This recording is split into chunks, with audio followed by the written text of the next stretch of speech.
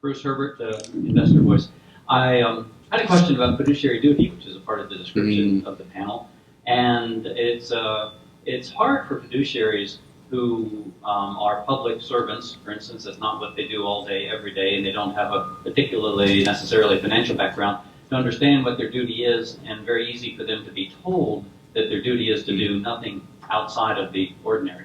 And that's unfortunately what we encountered in Seattle in spades. So if y'all could say more about fiduciary duty and what if there are changing either competencies or requirements for fiduciary duty, and in particular, I suppose, how you get out of just thinking if we do exactly what others have done before, we're safe, into thinking about evaluating what might be coming down the road.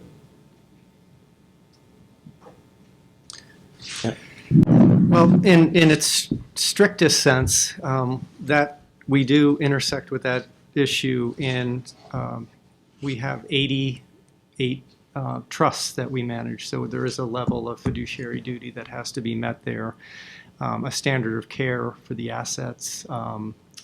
We operate all of our funds, by the way, with a distribution or payout ratio, so we have to make sure that that ratio is sustainable into perpetuity.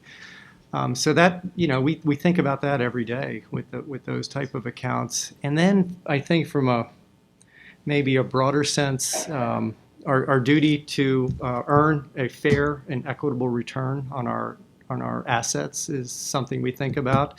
Is that a fiduciary duty? I think it's good business practice. I guess that's... Yeah, I think fiduciary duty is really, at least I'm going to simplify here, but it's really two different things. So like Richard, I oversee a common endowment fund, and certainly there's fiduciary duty there because we have hundreds of congregations investing in that are dependent on us. But it's governed by state trust law, in our case, Massachusetts.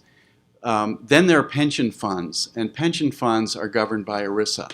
Now, while the kind of underlying fundamental statement of fiduciary duty is very similar, from a practical perspective, your exposure is much higher with an ERISA fund. I mean, and DOL looks at this stuff very carefully, and we actually, the letter from a few years ago further, raised questions about applying ESG screens to pension fund investments.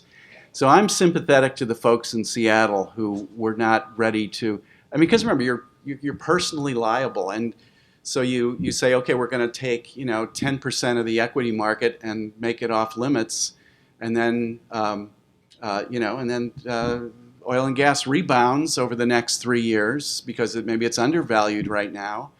And you might have a class action lawsuit on your hands.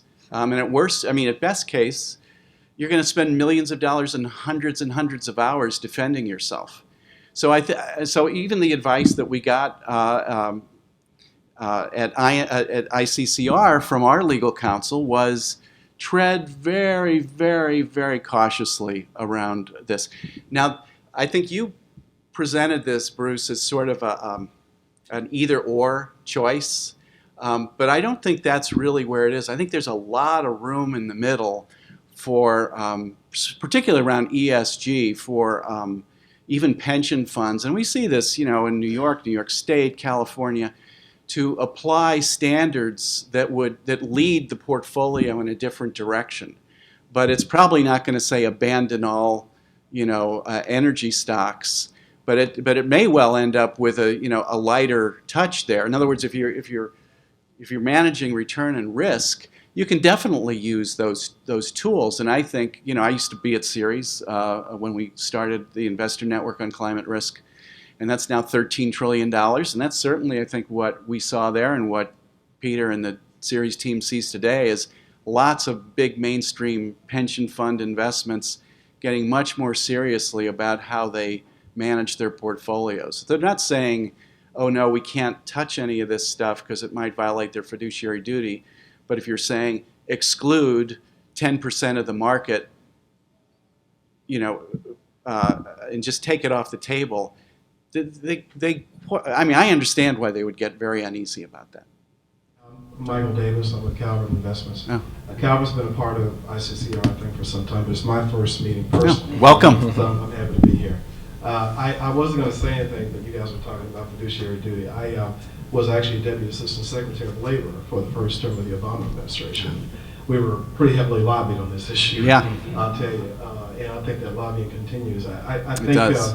I think your point about ERISA is a good one. And I think, ERISA, the guidance that was originally issued in '98, did say you can do socially responsible investing, provided that you don't sort of abandon the interests of the participants, which they ultimately defined to be risk and return. The Bush administration 2008 letter basically said the same thing, just said it a little differently. It sort of leaned in a different direction. And I do know that the Labor Department is actively looking at this issue now. We've been contacted about it. They're actively looking at it, but that's not what I wanted to talk about.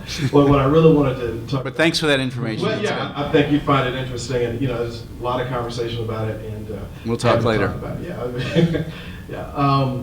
What I really wanted to talk about though was fixed income, because I think so much of SRI has really been oriented around equity and proxy voting, and being sort of an advocate. But we are seeing more interest in fixed income, and we launched an unconstrained bond fund. But I'm just curious from the panel if you guys are seeing more interest on the fixed income side of the ledger with respect to ES and GSS. Yeah, I'll just say quickly, we just turned over our fixed income portfolio to 2 different managers for this exact reason. Any other comments on the fixed income side? Well, I think our size is an advantage, so it helps us in that respect. Yeah, I don't know if I'm a good answer for that either. Our approach has always been to pick managers that we want to invest in first, and then we say, okay, here is how we invest, and here are guidelines, and then try to figure out a way to find a solution. Because we don't necessarily want to take their screen and their approach. It's our screen, our approach, and we want them to either, whether they can do it through a separate account, create a new commingled fund, or something like that. And so regardless of the asset class, that's just the way we put the money to work, and don't compromise on that. So our challenge is then, once we identify that they're interested in working with us, if we can put enough money to work, is creating that vehicle. But